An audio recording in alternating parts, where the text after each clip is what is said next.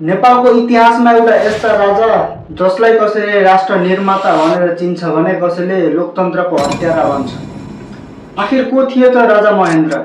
आउनुहोस् आज उनीको बारेमा चर्चा गरौँ। राजा महेन्द्र विक्रम सम्वत 1977 जेठ 30 गते काठमाडौँको नारायण हिट दरबारभित्र राजा त्रिभुवन रानी कान्ति राज्यलक्ष्मी देवीको कोखबाट जन्मिएका थिए। त्यति बेला पनि नेपालमा राणा शासन चलिरहेको थियो। राजा नाम मात्रको राखिएको थियो भने शासन गर्ने सबै अधिकार राणाहरूसित थिए।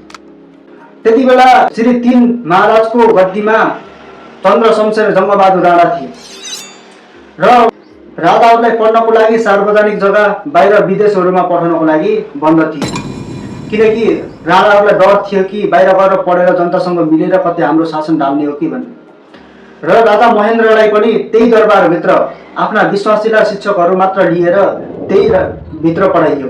उनलाई संस्कृति नेपाली र अङ्ग्रेजीको ज्ञान दियो। पछि गएर कूटनीतिक र राजनीतिको पनि ज्ञान दिएको थियो।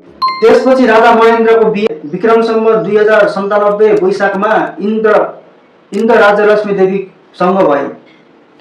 त्यसपछि त्यसका केही वर्षपछि उनको निधन भयो। त्यसपछि इन्द्र राज्यलक्ष्मी देवीकी बहिनी अर्थात् राजा महेन्द्रकी सालीसँग उनको पुनः विवाह 2007 मा भयो।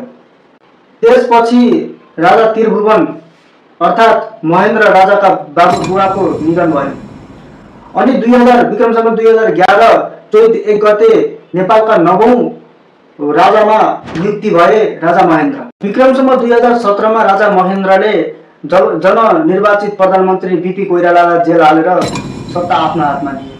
त्यसपछि भारतका प्रधानमन्त्री जवाहरलाल नेहरू निकै रिसाएर नेपाल काङ्ग्रेस नेताहरूलाई आफ्नो भूमिमा शरण दिएर महेन्द्र सरकार विरुद्ध सशस्त्र आन्दोलन गर्ने भित्रभित्र सहयोग गरिरहेको थियो। भारतलाई ठुलो झड्का त्यति बेला लाग्यो जब राजा महेन्द्र चीनसँग मिलेर काठमाडौँ र तिब्बत जोडेर अरनिको राजमार्ग बनाउने घोषणा गरे।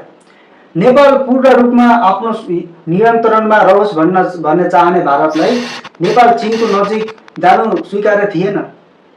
त्यही न्यू खोजेर नेपाल आउने अति आवश्यक इन्धनहरू बन्द गरेर नेपाललाई गलाउन खोजेको थियो। त्यसको असर नेपालमा देखिने लाग्दा 1962 मा भारत चीनको युद्ध हुन्छ।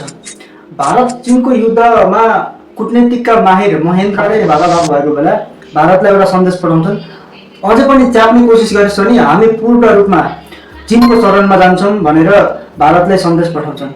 र अति भागाभाग भएको भारतलाई छिमेकीको त्यति बेला अति आवश्यकता थियो र भारत अन्ततः पछि हट्न बाध्य हुन्छ र आफूले नाका फेरि खुलाइदिन्छ।